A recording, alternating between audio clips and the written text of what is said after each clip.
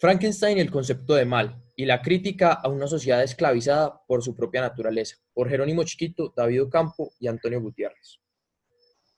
Introducción. En esta presentación se buscará mostrar un panorama sencillo y comprensible donde se plantea el concepto de mal que Mary Shelley abarca en su obra, y con el cual busca criticar la sociedad en la que vivía, críticas que hoy en día aún son válidas. Uno de los problemas principales del hombre es tomar sus propias decisiones y hacerse responsable de las consecuencias de sus actos.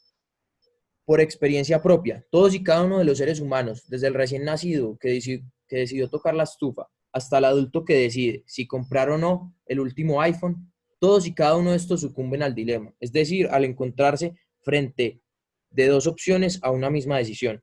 Esto para muchos, por no decir que todos, puede ser una situación de alta dificultad. Por lo tanto, se acude a la moral, es decir, a aquella guía racional dentro de los seres humanos que interviene para asegurarse que estos tomen una decisión. Pues bien, tenemos que acudir a Kant y a la ética deontológica, donde él nos introduce un primer juicio definitivo para entender qué es verdaderamente malo y qué no lo es, sin imponernos algo que debemos hacer. En cambio, nos plantea una especie de prueba formal a la que se debe adecuar nuestra acción moral. Dentro de su teoría, nos enseña que nuestras decisiones deben enfocarse bajo la pregunta, ¿qué debo hacer?, alejándose de todo tipo de conveniencia individual y anulando la posibilidad de elegir una opción según su consecuencia. Por lo contrario, se debe siempre acudir al imperativo categórico, el cual nos sirve como filtro para identificar qué decisión es moralmente correcta y de dónde se debe, primero, analizar si una acción es universalizable, respondiendo a la pregunta de ¿qué pasaría si todo el mundo hiciese lo mismo? Además de observar y preguntarse si por medio de esta decisión que se tome se está utilizando a los otros como medios, ni tampoco permitir, si, ni tampoco permitir que se utilice a nosotros por consecuencia de otro. Ahí Kant afirma que se promulga la libertad de una persona, es decir, que la persona libre es aquella que se convierte en el verdadero actor de su conducta, controlando su actuar por medio de la moral y su propia capacidad racional para aplicar el imperativo categórico y elegir la opción acorde a las barreras de lo que se debía hacer, sin caer en el comportamiento instintivo, salvaje, natural del hombre, que actúa para beneficio propio, pensando netamente en su capacidad de poder y tener, abandonando por completo el ser. Entonces, podemos concluir por medio de la teoría de Kant que es malo aquel que no analiza previamente las consecuencias de de sus decisiones y asimismo actúa según su naturaleza sin ejercer total control de su conducta. Entonces podemos analizar por medio de lo explicado que el comportamiento de los personajes de la historia, acusando a Víctor como el individuo representativo de la maldad dentro de la novela, ya que fueron sus decisiones sesgadas por la codicia, las cuales lo condenaron a una vida miserable, que no solo lo afectaba a él como individuo, sino que también a sus semejantes, hasta el punto de que se les arrebató la vida por objeto suyo, además de la poca ética que reflejaron sus acciones en cuestión de su actitud frente a su creación y la irresponsabilidad que mostró de forma clara al comportamiento monstruoso de Víctor Frankenstein.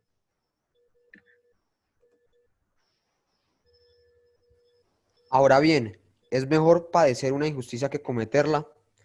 Pues según la historia, es mucho más reconfortante ser el personaje que ha padecido una injusticia que aquel que la comete. Durante varios pasajes de la obra, se puede notar cómo Víctor se lamenta y exclama acerca de la gran pena que tiene que sufrir a raíz de los eventos ocurridos con el pequeño William, su hermano, y la incriminación injusta hacia Justine, amiga de su familia. Justine, al haber tenido un collar de William dentro de uno de sus bolsillos, fue llevada hacia la justicia como la mayor sospechosa en el asesinato del joven. Después del juicio, se decidió someterla a la pena de muerte, penalidad nada más alejada de lo verdaderamente justo. Víctor debió haber ideado un plan para salvar a Justine de la injusticia cometida hacia ella, incluso si eso significaba responder por los actos cometidos por su criatura, la cual fue el verdadero asesino del pequeño. Víctor, al tener que vivir el resto de sus días con la culpa de haber dejado a Justine pagar por los actos cometidos por su creación, de la cual es completamente responsable. Por otro lado, Justine podrá descansar en paz en el más allá y terminar su vida con su conciencia limpia de crímenes y errores de tales magnitudes como los de él.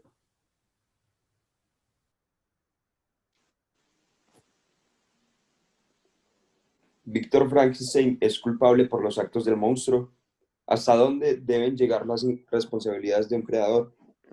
Víctor Frankenstein sí es culpable por los actos del monstruo, ya que fue Víctor quien lo abandonó y lo tiró en completa soledad en un mundo que para la criatura era desconocido.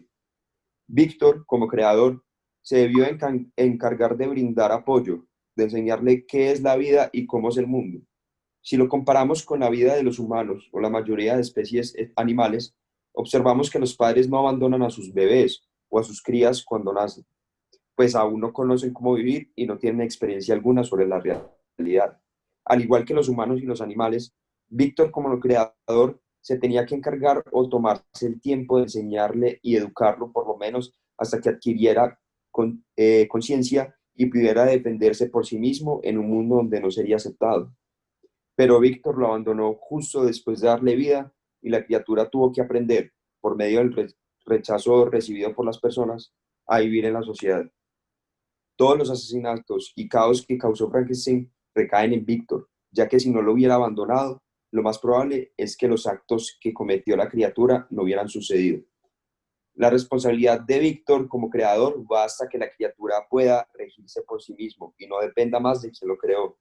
Por eso Víctor es culpable de los actos del monstruo, ya que no cumplió con su responsabilidad y deber de educarlo, y esto justifica el porqué de su ser malvado.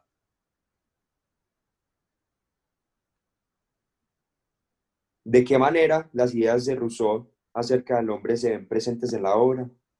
Primeramente, hay que entender qué es lo que nos plantea el ilustrado Rousseau. Nosotros bien conocemos una idea de él, la cual es repetidamente discutida, y es que el hombre nace bueno y es la sociedad quien lo corrompe. Para explicar más a fondo esta idea, Rousseau nos dice que la naturaleza del hombre es la bondad, la igualdad y la libertad.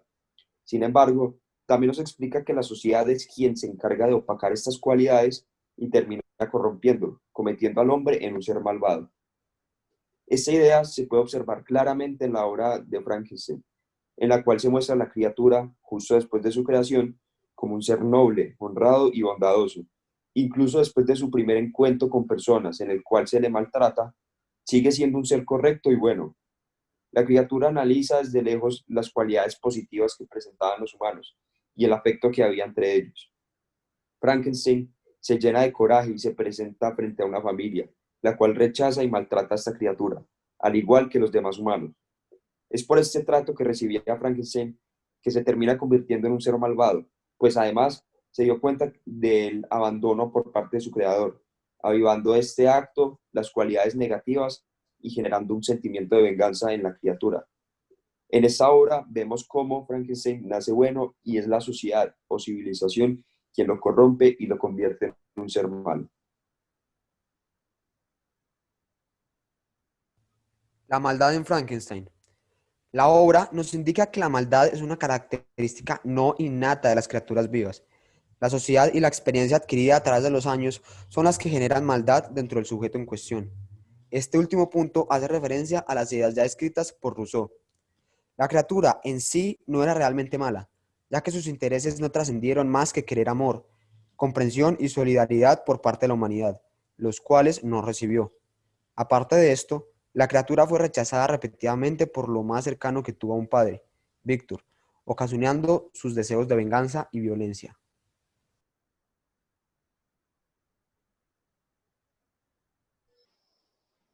¿Cómo podemos conectar esta idea del mal que nos muestra Mary Shelley con los contextos políticos y sociales actuales?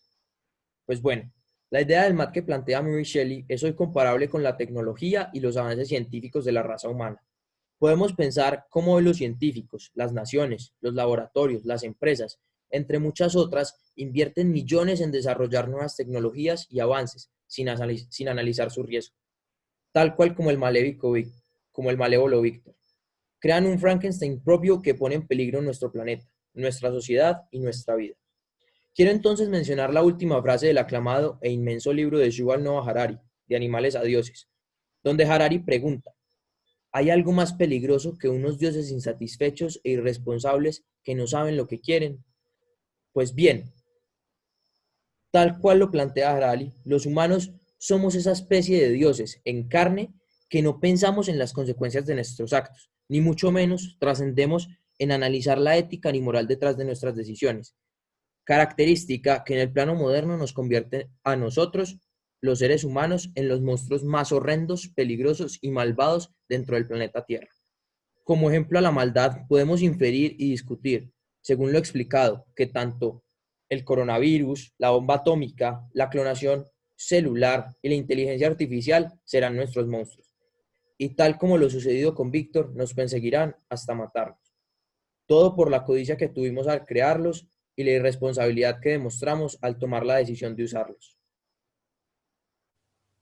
En conclusión, Mary Shelley nos ha hecho entender que nosotros hemos y seguimos creando nuestras propias criaturas, las cuales nos llevarán al límite y nos destruirán a la larga, al igual a como el monstruo destruyó a Víctor Frankenstein.